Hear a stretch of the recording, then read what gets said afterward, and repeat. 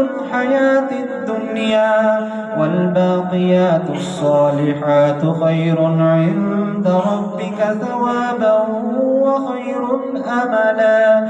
ويوم نسير الجبال وترى الأرض بارزة وحشرناهم فلم نغادر منهم أحدا وعرضوا على ربك صفا لقد جئتمونا كما خلقناكم أول مرة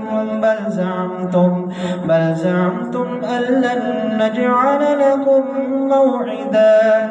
ووضع الكتاب فترى المجرمين مشفقين مما فيه ويقولون يا ويلتنا ما لهذا الكتاب لا يغادر صغيرة ولا كبيرة إلا أحصاها ووجدوا ما عملوا حاضرا ولا يظلم ربك أحدا.